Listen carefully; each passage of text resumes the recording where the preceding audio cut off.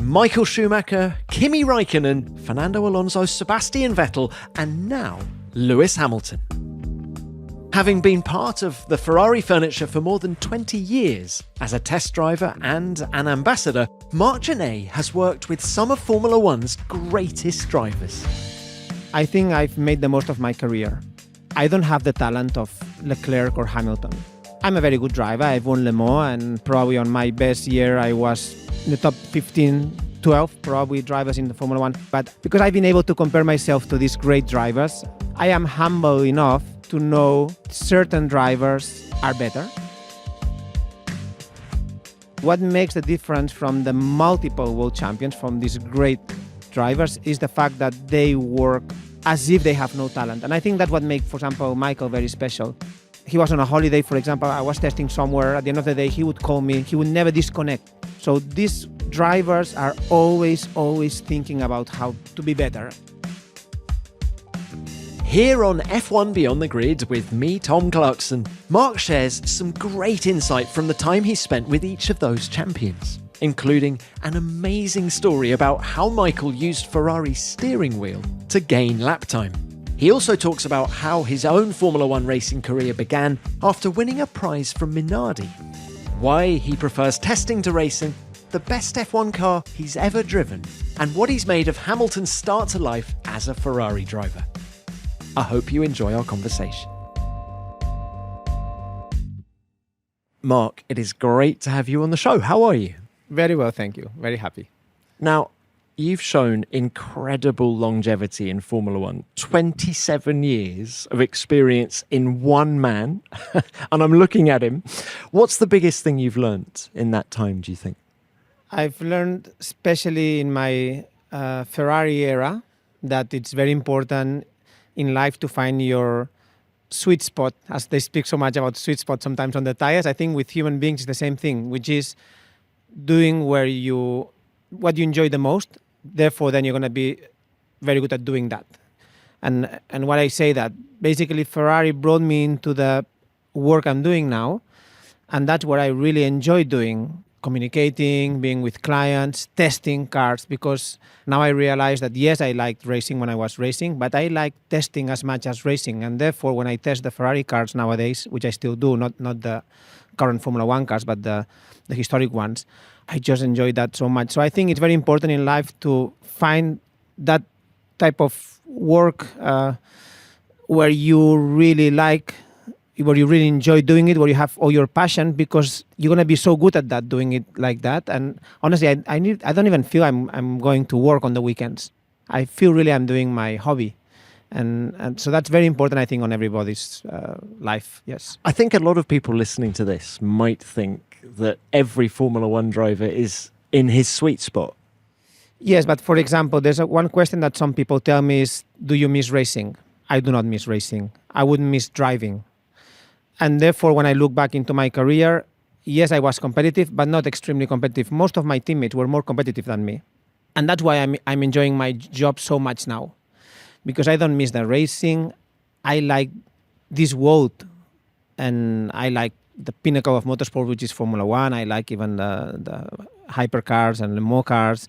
But racing for me was very important. I like winning a race. But honestly, for me, what I would really miss is this world and driving cars. Well, look, we'll come on to your racing career in Formula One with Minardi and Williams. But why don't we start with Ferrari? You've been at the team since 2004. How proud are you of that association? Yeah, I'm very lucky because I dreamt to be one day a Formula One driver. I think all drivers dream to be one day a Formula One driver, but I honestly never dreamt of one day being part of the Ferrari family. This is something I never dreamt of. So when this happened, it was wow. I'll never forget the first day I put the red overall, which even happened to be Schumacher's one because it was a very late minute call to do I tested the 2004 in Barcelona, probably one of the best F1s in history.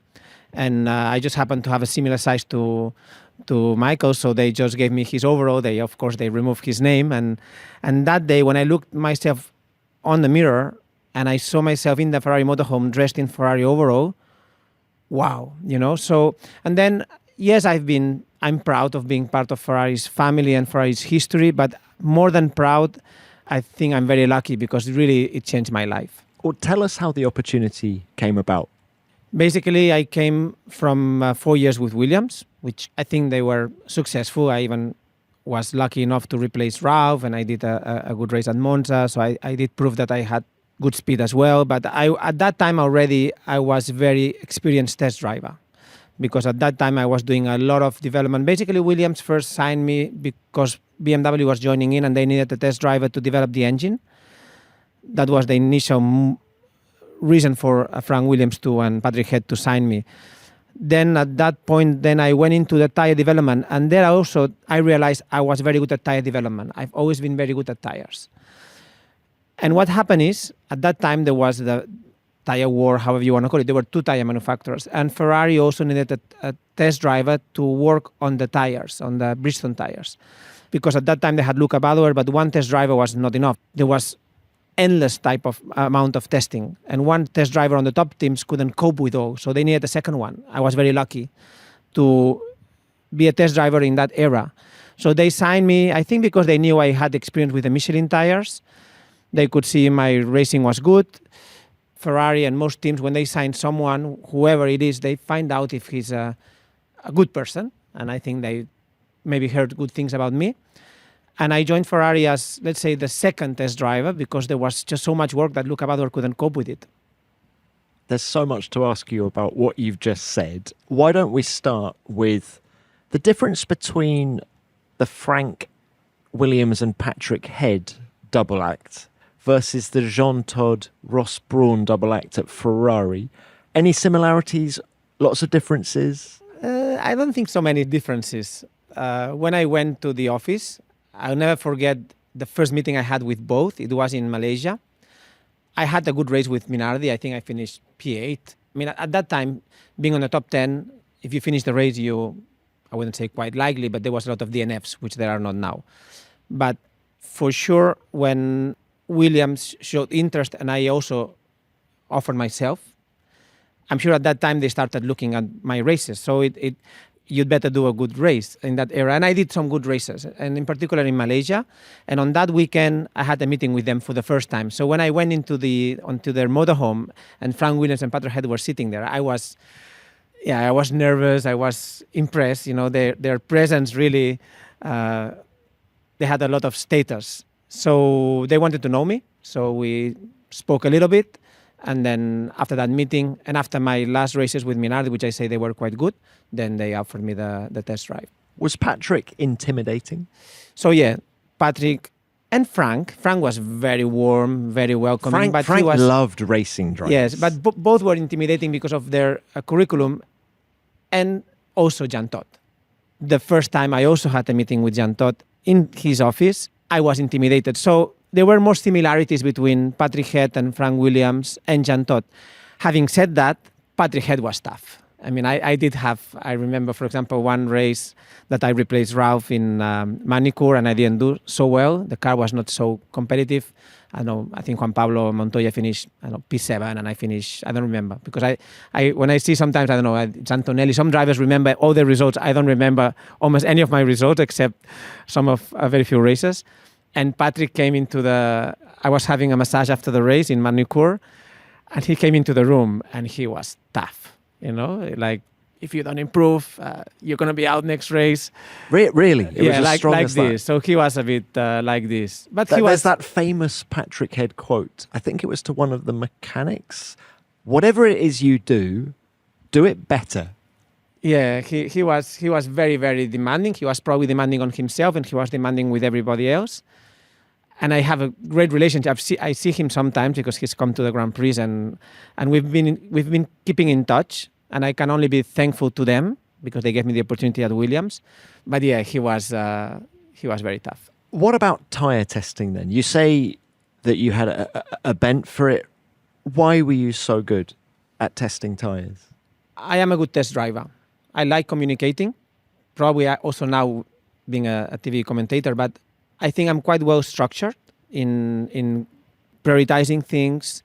I'm okay at feeling things. I don't think I'm any better than any other driver, but I'm good at communicating what I believe the engineers need. And then I like the feeling, which all drivers do, the feeling of a new tire. There's nothing beats the qualifying lap.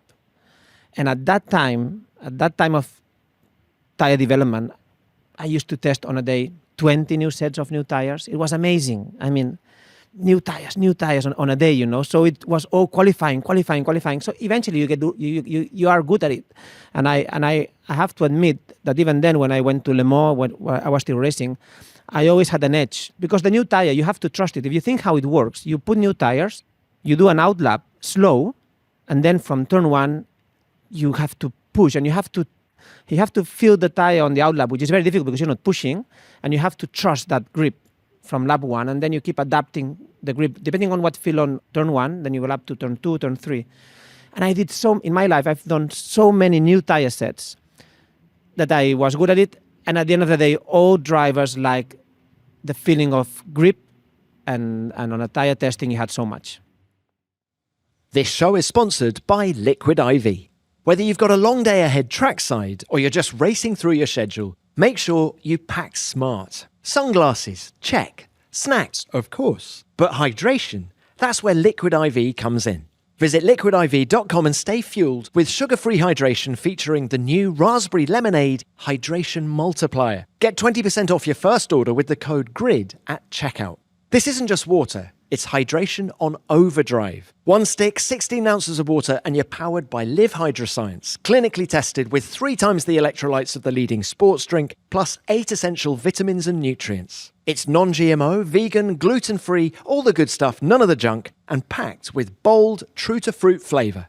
They've got everything from pina colada to rainbow sherbet with 6 sugar-free flavours in the mix as well. And those handy little sticks, perfect for tossing in your bag, whether it's an early flight, late workout, or just running errands. Honestly, it's the easiest win of the day. Tear, pour, shake, and you're good to go. Ready for a long day with extraordinary hydration from Liquid IV. Get 20% off your first order of Liquid IV when you go to liquidiv.com and use the code GRID at checkout. That's 20% off your first order with the code GRID at liquidiv.com. There'll be more from Marc in a moment. And once our chat's finished, why not check out F1's other official podcasts? F1 Nation's review of the Japanese Grand Prix with Heikki Kovalainen, Laura Winter and me is out now. We're joined by Christian Horner and Yuki Tsunoda in the heart of the Suzuka paddock. And on this week's F1 Explains, Williams team principal James Vowles talks about working on 2026 and dealing with drivers. That's on your podcast app from Friday. I'm fascinated by 20 sets of tyres, okay? Let's take you back to 2005. You're at Mugello. What are you looking for from those 20 sets? Are you testing for a specific race, or is it for a period of the season? It was very clear it was or a construction test or a compound test. So tests were different. Some days you would do a compound test, which means the construction was always the same and they were just changing the compound. Or a construction test. So when it was a compound test, you were more looking at pure grip, traction, inline braking, degradation. Because how it used to work is, day one, you do 20 sets of tires, and it would be always compound, reference. Compound, reference, because they wanted to see the evolution of the day. Based on this, then, Michelin or Bristol, they would pick always the reference, plus 2 compounds. Normally that's what they did. And then on these 3 compounds, the day after, you would just do long runs. And then you would do a 25, 30 lap on compound, reference, compound. And that's how it works. So they did both on the compound or on the construction. On the construction, you look more into stability, more into the dynamics of the car. So in the compound, of course, you look more on pure grip. On the other one, more on the dynamics of the car. And believe me, it was fascinating. I mean, I was so lucky that the few drivers, Alex Wurz, Pedro de la Rosa, who were into these top teams, tire testing, that would never come back in life, but it was amazing. The only difficult thing is sometimes we would do 6 days of testing. And I remember... Consecutive days. And That's hard work. How was your neck at the end of that? Physically... Even I have bruises in my back, like imagine Jerez, 30-something degrees, so much testing. wow, it could be physically was very, very demanding. But still, you had so many kilometers. That's why then when I got the race drive in Monza, I was up to speed straight away because I had so much mileage. And that's why for the young drivers nowadays, it's very difficult. And so much credit for them because they've been doing all these new young drivers this year. They're doing so well. And they don't have the amount of kilometers that we used to have in that era. This was the era of groove tyres as well. Were you a fan? It didn't change so much. I mean, it's not like in the very, very old days of Formula 4, because that's when I started in England, that I remember that they would shave the tires to give it very little groove because there was more grip. No, the grip was there anyway. Not fan, not for, not against. The groove tire was just having just a bit of a narrower tire, I think. But it behaved more or less like the current tires. And in terms of racetracks, you did a lot of time in Mugello. Did you do much tyre testing in Fiorano? No, not much tire testing. There's another aspect which is changed so much, and probably I have the record of any driver probably in the world, which we had at that time, and people may not realize that we had aero testing. Simulators didn't exist. We were just starting to work on them, just starting in the 05, 06. Actually, I spent then 4 or 5 years just developing simulators from scratch. But at the same time, there was aero testing, which was going into an airstrip, long straight, 1.5 kilometer. We had one in Varano in Italy. The car was fitted with sensors and it was fitted with a active suspension because the aerodynamicists wanted different ride heights to map the aero map. And basically, it was just going up and down hundreds of times, up to the point that probably I'm probably the driver in the history of Formula One that did the most kilometers because I did 1,500 kilometers on a single day. And it was just so tiring. The only good one on that one was just doing top speed because one of the tests also was just going top speed. And it was also in the era of the F-duct. And I even did, 340 for a small amount of time. Yeah, that was not fun. It still was a Formula One car. For the first time you accelerated that, and on the fourth lap, you knew you still had 1,000 kilometers to do just on straight line testing. I'm fascinated by Fiorano. It's got so much history. We've seen footage of Fangio testing there. What kind of a racetrack is it? Fiorano is fascinating more than for the layout, for the history around that you can really breathe.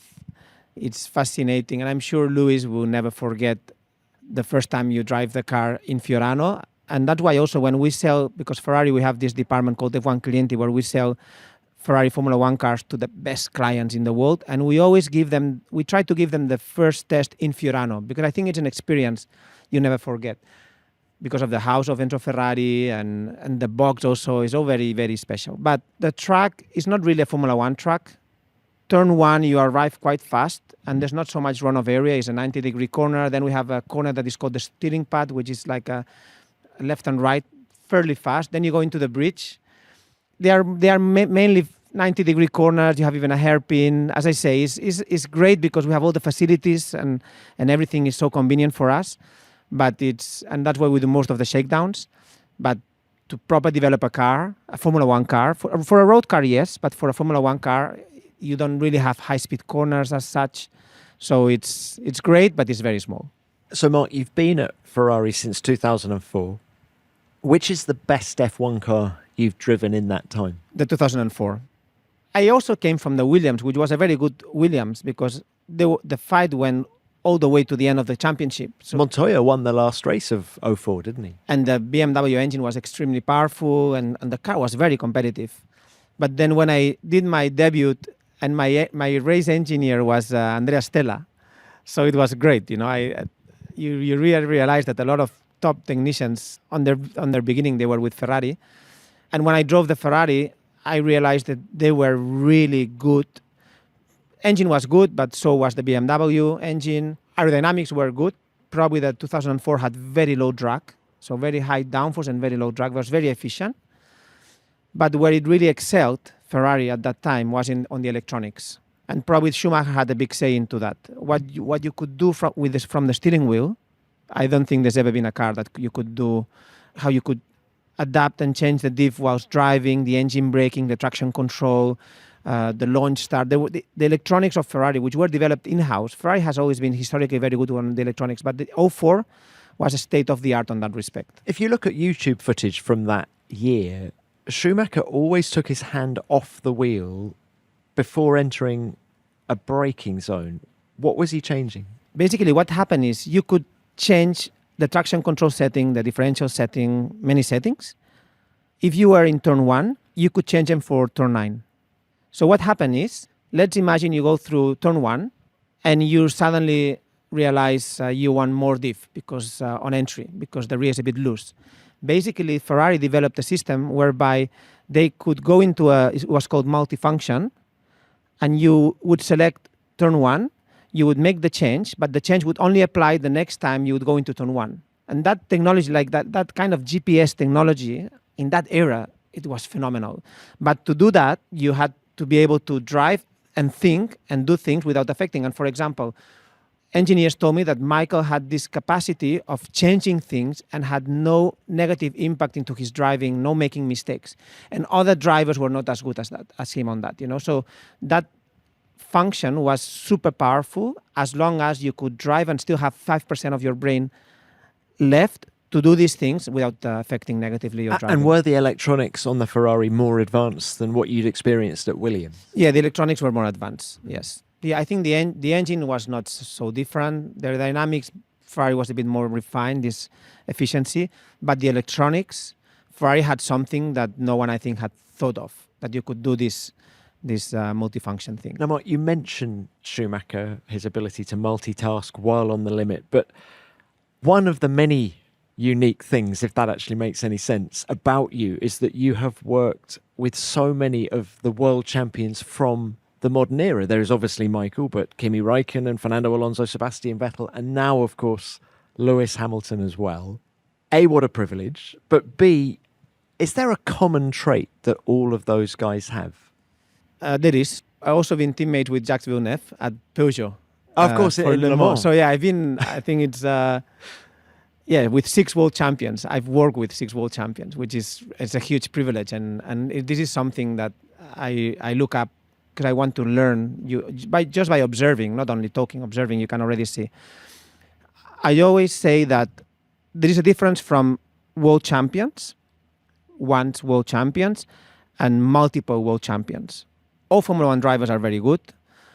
World champions have huge talent, natural ability. They all have this natural ability. They all work. You have to be a world champion, you have to work, because there will always be your teammate who's going to be good at, and you have to beat your teammate. But what makes the difference from the multiple world champions, from these great drivers, is the fact that they work as if they have no talent. And I think that's what makes, for example, Michael very special. He worked so hard, so hard, that probably he didn't need it, and that's what made a difference. Or Sebastian Vettel, the same thing. So for me, the common trait is this attention to detail, this dedication, this passion into their work. And Michael on that was really, really a step ahead. How important for him was the physical training. I think he was a reference, and then all the drivers followed. The testing, he would call me. He was on a holiday, for example. I was testing somewhere. At the end of the day, he would call me. He would never disconnect. So these drivers are always thinking about how to be better and how to make the car better and how to make the team better all the time. Our next sponsor is Indeed. You just realised your business needed to hire someone yesterday. How can you find amazing candidates fast? That's easy. Indeed is all you need. Forget struggling to get your job posts seen. Indeed's sponsored jobs helps you stand out by sending your post straight to the top of the page for the relevant candidates, and it really works. According to Indeed data, sponsored jobs posted directly on Indeed get 45% more applications than non-sponsored jobs. That's one of the things I like about Indeed, how quickly it helps you find the right people for the job. Whether you've experienced the hiring slog or you want to skip it altogether, this makes everything smoother, faster, and smarter. Plus, with sponsored jobs, there are no monthly subscriptions, no long-term contracts, and you only pay for results. Wondering just how fast it really is? In the minute I've been talking to you, 23 hires were made on Indeed worldwide. There's no need to wait any longer. Speed up your hiring right now with Indeed. And listeners of this show will get a $75 sponsored job credit to get your jobs more visibility at Indeed.com/grid. Just go to Indeed.com/grid right now and support our show by saying you heard about Indeed on this podcast. Indeed.com/grid. Terms and conditions apply. Hiring? Indeed is all you need.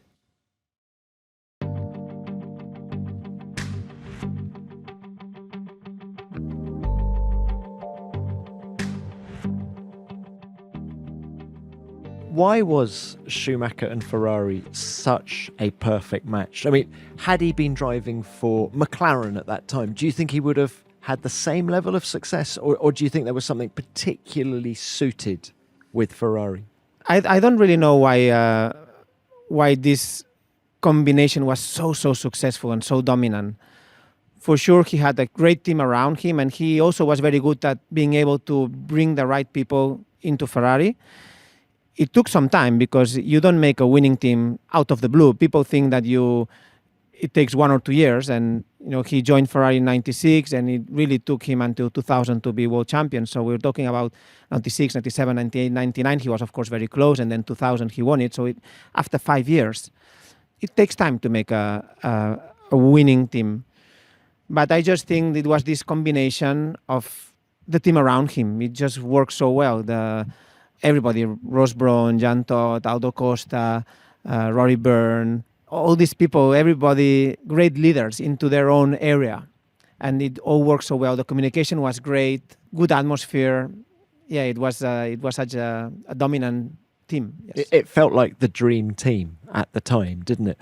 And I suppose it begs the question, why Fernando in particular? Fernando Alonso didn't have that same level of success. There's that great stat, isn't there, that if he'd got 5 more world championship points during his Ferrari stint, he would have won another goodness knows how many world championships. He came close, but no cigar. Yeah, he came very close. Fernando, he was and he's an outstanding driver in making the most of even difficult situations. I think everybody remembers some epic wins.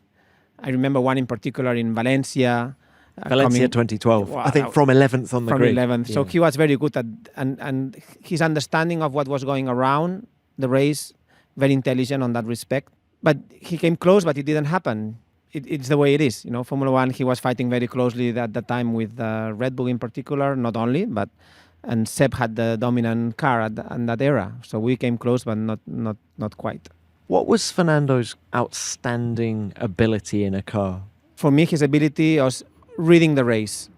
He's able to, sometimes on the radio, even the fact that he's driving and looking at the video on the TV of the fans and to see where the other competitor is doing and the strategy, having this 360 degree of what's going on around the race. I think that's where he really stood out so much.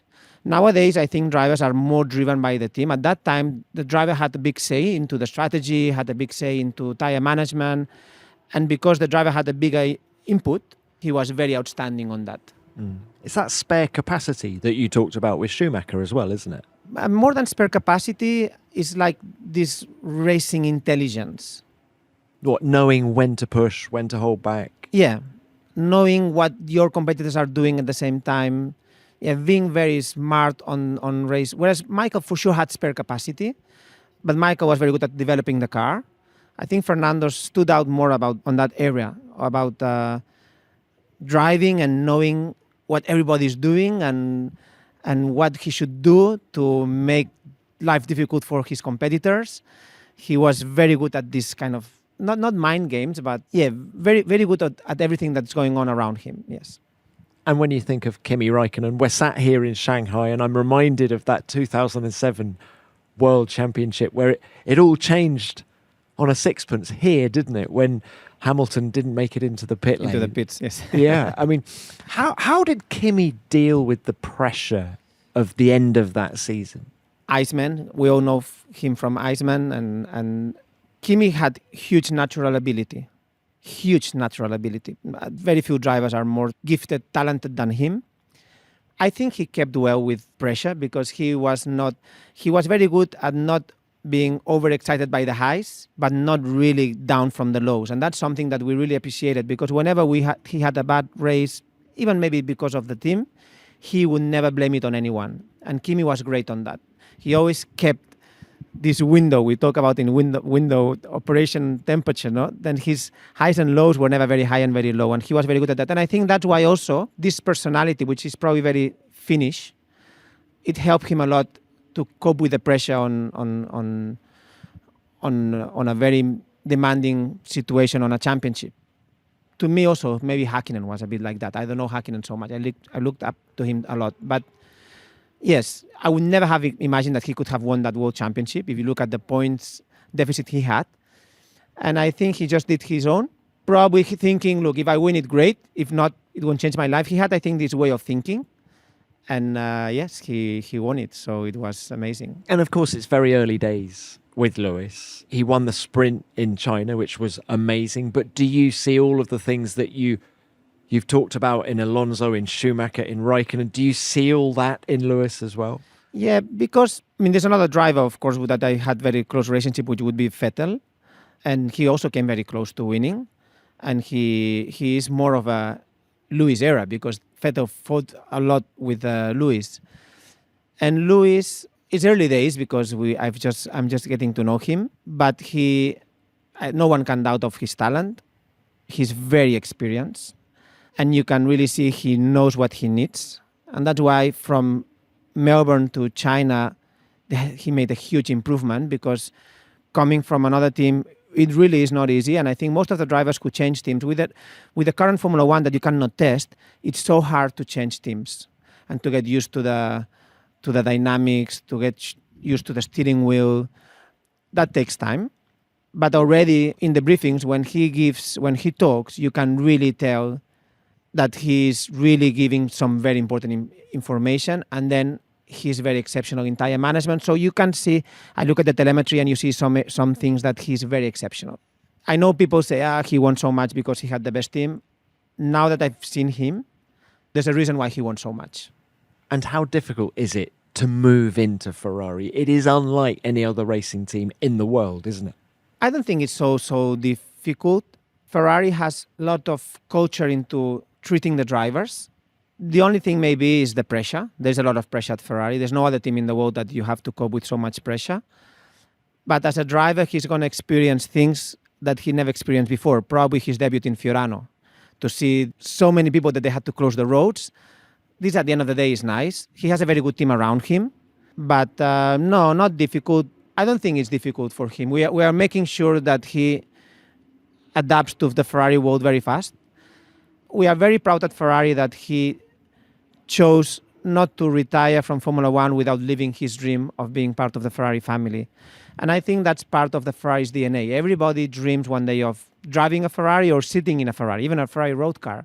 And I'm very happy that even the most successful driver in the history of Formula One, Lewis, together with Michael, he also had this dream of one day being a Ferrari driver. So that's really, it's the way Ferrari is. Everybody dreams one day of, in one way or another, even for a fan, to be part of Ferrari. And that's why I don't think Lewis is finding it difficult. And we're making sure he adapts to Ferrari very, very fast. And what a lineup. Lewis Hamilton and Charles Leclerc. Yeah, it's the best. I don't think you can have a better lineup, because also Charles is at a very good point on his career. He's matured so much, being the teammate of Carlos, who's also very diligent, very technically very good, very organized, who works so hard. Being the teammate of Seb, Charles has been very lucky to have two such good teammates. One of them multiple world champion, and therefore now even having Lewis as a teammate, they work very well. They are not political. I can really tell that they work very well, and they are pushing each other. And yeah, it's of course I was sorry for Carlos, of course, because I'm Spanish and I have a very good relationship with him. But when you have the opportunity to have Lewis in the team, and it was a love affair, mutual love affair, you understand the decision that Ferrari took. Well, Marc, let's bring it back to your racing career now. Let's go to the beginning of 1999. You're with Minardi. You're about to make your debut in Melbourne. Just give us some background as to how that opportunity came about. The opportunity came about because there was a championship at the time in Spain that it was called Open Fortuna by Nissan that ended up being World Series, which was a very good championship from a Spanish promoter, Jaime Alguersuari, the father of Jaime Alguersuari Jr. And it was a great championship whereby the winner had a prize, and the prize was 20 laps on a Minardi F1 car. But not only the winner of the Open or World Series, also the winner of Italian Formula 3 and the winner of German Formula 3. So in December, we had 3 drivers. We had this F1 test, 20 laps. And I think in life, luck does exist, I agree, but you can really make your own luck. And I'll tell you why. Before I knew I would win that championship, even 1 month before I knew I could win that championship, I started preparing for that test in case I was going to win that championship. I started preparing physically. I remember, for example, a few days before the test, I met with David Coulthard and I asked him to take me around Barcelona circuit, giving him his hints, his breaking points and so forth. So I prepared those 20 laps so much that I managed to really impress Minardi, up to the point that normally the winner of that test was going to get into the test driving, which test driving for Minardi meant almost nothing because they didn't have a test team.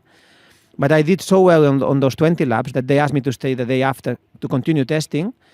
And then they told me, look, you've really impressed us.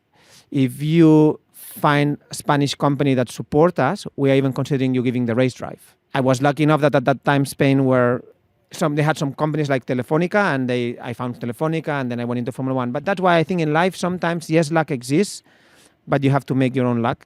And that's how I ended up being the Formula One race driver for for Minardi.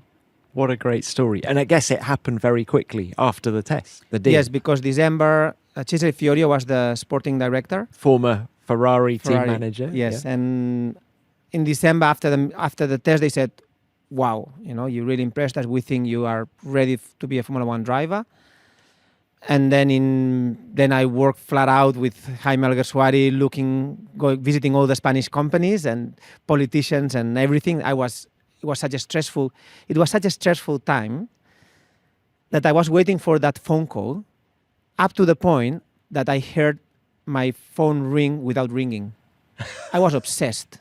I was really obsessed. And at that time, I was working for PricewaterhouseCoopers because I'm an economist. I went to university.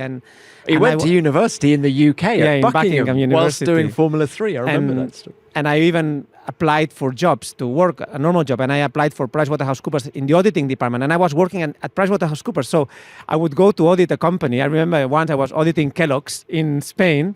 And I always had my phone waiting to see if Jaime would call me and saying, yes, we got the deal. And I remember in the team of the auditing department I was in, at the end of the day, they said, this guy is not working so much, because I was thinking about other things rather than just the auditing of, in that case, Kellogg's. But it was a great story. It happened. I lived my dream. I would go to audit in ties, I was going into that normal business world. And then I lived my dream because, as I was telling you initially, the dream of any driver is being in Formula One. And we must talk about the Nürburgring 1990. It was that chaotic race, wasn't it? Where I think, Frentzen... on the start, there was a big accident. Big accident. Frentzen then hits Antti Stuhl while he's in the lead, so he doesn't finish. Then Coulthard, Fisichella and Ralph crash out of the lead as well. And it was a race of attrition, won by Johnny Herbert in the Stewart, and there was Marc Gene in the points. And 3 laps to go or 5 laps to go, I was running 5th. Even my teammate had problems because even Luca at that time, Bador, could have scored points. But I was running 5th, and behind me, Häkkinen and Irvine were approaching. And I could, of course, they were quicker than me at that time. Basically, we made all the tire calls. We did them right because you had to change a lot from slick to wet, and Minardi were good. Top teams made a lot of mistakes. And 2 laps to go, Häkkinen passed me, if I'm not mistaken. I think Häkkinen got past me, but Irvine did not. And therefore, I scored the point, which was worth so much money. Because at that time, 6 drivers scored points, so I finished P6. And I came out of the circuit on the top of the mechanics. It's the first time I've seen mechanics cry from joy. Minardi mechanics were crying to score points, because that really was a important changing point for a small team like Minardi. This episode is sponsored by Vanta. Let's be honest, proving your business takes security seriously isn't optional anymore. Whether you're a founder closing deals or the one building your company's security practices, trust matters. Because today, businesses can't just say they're secure, they have to prove it. But getting compliant with frameworks like SOC 2, ISO 27001, the EU AI Act, and DORA, that can be heavy work, unless you've got Vanta in your corner. Vanta is a trust management platform that automates security and compliance, helping you get audit ready in weeks instead of months. It supports 35 plus frameworks, automates up to 90% of the work, and can save you up to 85% of the typical costs. So no more chasing down documents or drowning in spreadsheets. And with Vanta's built-in automation and AI, you can power through vendor security questionnaires up to 5 times faster, which means less admin and more progress. But it's not just a time saver, it's a serious growth driver. According to an IDC white paper, Vanta customers save around $535,000 a year, and the platform pays for itself in just 3 months. That's why over 10,000 companies, including Flow Health and Alica Bank, trust Vanta to help them move faster and prove they're secure. For a limited time, listeners get $1,000 off Vanta at vanta.com/grid. That's Vanta, VANTA.com/grid for $1,000 off.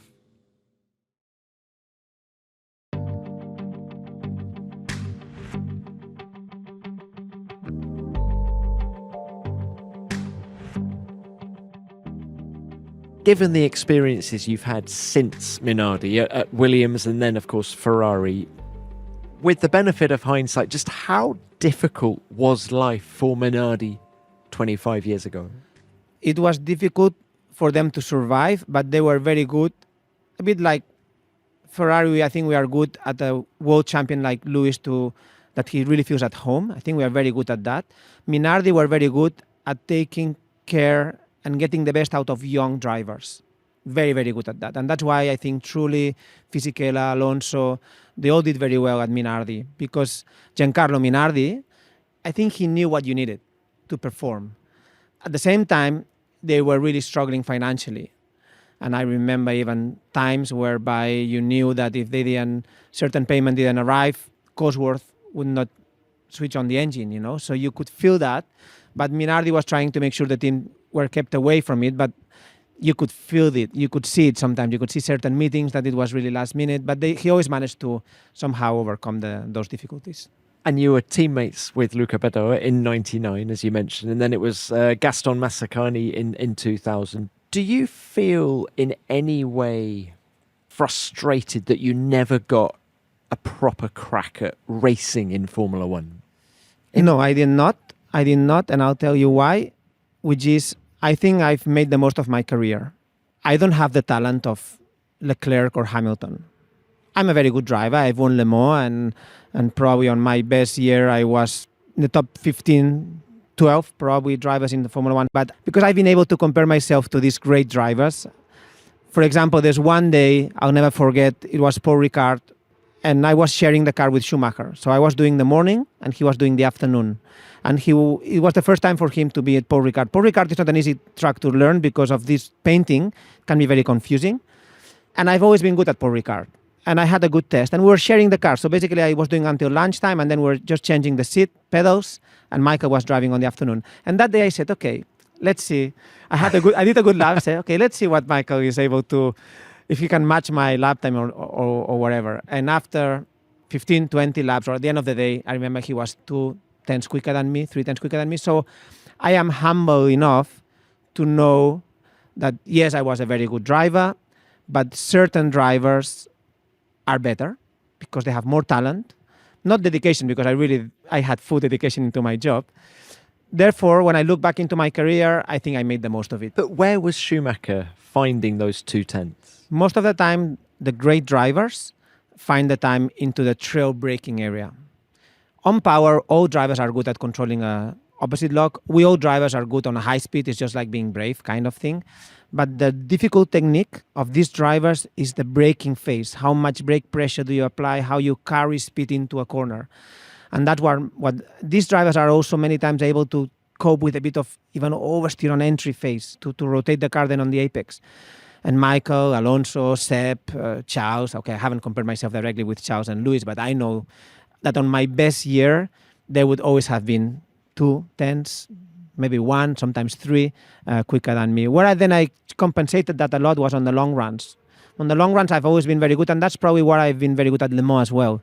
I've been always very good, not only on the new tire qualifying run that I told you initially, but I'm also very good at tire management. And at Le Mans, you had to do a lot of tire management, and I was very good at that. You go to Williams, a completely different environment to Minardi. You've got the testing program, and you do those 3 races for the team. What was Montoya like? Was he helpful? Yes, Montoya was helpful. I was friends with him. The day I did my Monza race, I skipped Friday. I did 1 free practice and straight into qualifying. And at that time, qualifying was on a reverse grid. So basically, because I didn't race, I was the first one out. So you had the worst track evolution. I qualified P5. I did very well. Monza, I've always been great. I also, answering your question, I think great drivers are good at all tracks, almost. Me, I was very good at some, not so good at others. But Juan Pablo was very helpful that weekend, really helpful. Probably because he saw I was not a competitor, probably because he saw I could help him. Because at that time we were fighting with Ferrari very, very hard. In what areas would he help you? He tried to tell me, normally when we drivers help each other, it's like giving you hints. How much curb do you use? What meter reference braking points do you use? And he was like an open book. He really, after the only free practice I had, he tried to give me all his information to make sure I had a good qualifying. So Marc, this has been a wonderful chat. It's been a great career. I did want to talk a little bit more about Peugeot, Le Mans, winning the race in 2009. In fact, you have a great record at Le Mans. Finished top 5 on 6 occasions. So, you talk about tracks that you're good at. Le Mans was definitely one of them. But you drove the final stint at Le Mans in 2009 when you won. It must have been a very emotional moment for you. It was very emotional. I cried. It's the only time in my life I've cried in the helmet a little bit. Because for a French manufacturer to win into that race, and as you say, doing the last stint, and the year before, I had the worst accident in my career.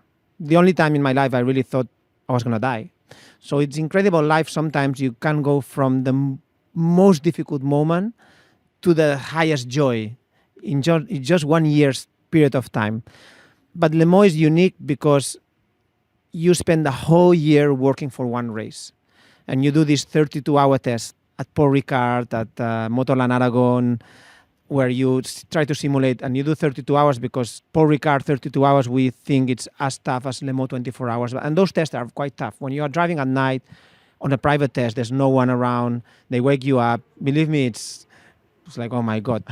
But then going there to win it, there I also grew an amazing friendship with my teammates, because at Le Mans you really grow a very good, strong friendship with, in that case, Alex Wurz in particular.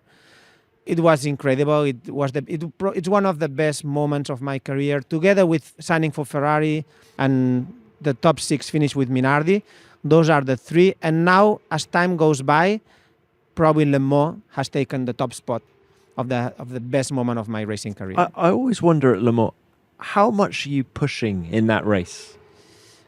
Like, compare it to a Formula 1 race. You're not on the limit in the same way, or are you? No, you're not. Now cars are more reliable, and I think now drivers can push a little bit more. First thing you cannot do is take risks with traffic. So that's probably the area where you always have to be on the safe side.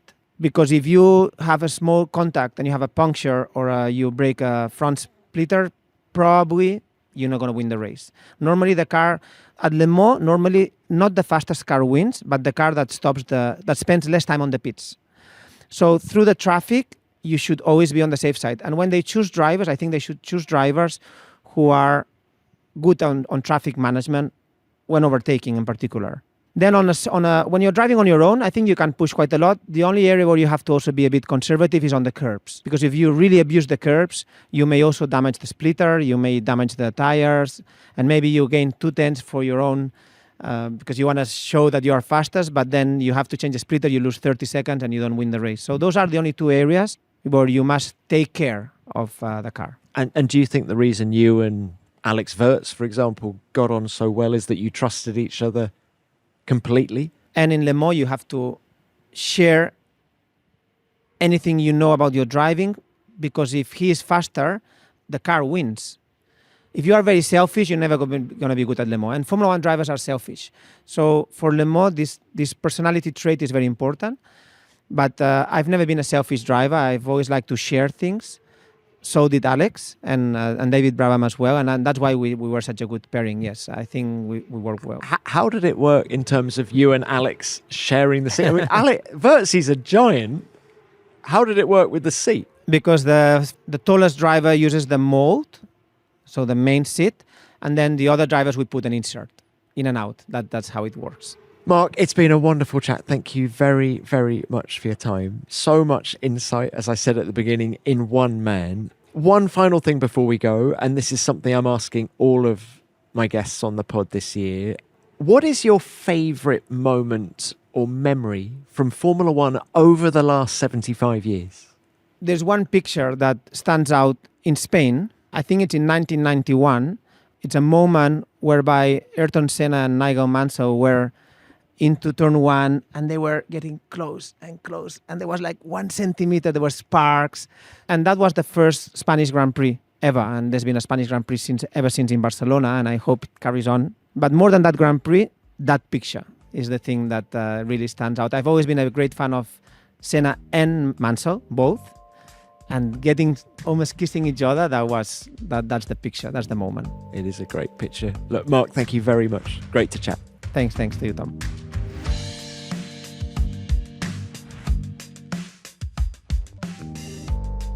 Oh, that image of Mansell and Senna at Barcelona in 1991 is iconic. They were millimetres apart, seemingly forever, neither budging an inch. Mansell, of course, went on to win that race. That's a great shout, Marc. And what a wonderfully insightful chat. Marc is incredible. He knows so much about F1. He's experienced so much. And he's able to convey that knowledge better than most. I learned a lot about the greats he's worked with, especially Schumacher, and loved his insights into Williams and Minardi. Marc, thanks for your time, and I'll see you again very soon. Well, that's it from me for now. Thank you for listening, and I will, of course, be back next week with another great guest from the world of Formula One. F1 Beyond the Grid is produced by Formula One and Audio Boom Studios. Until next time, keep it flat out.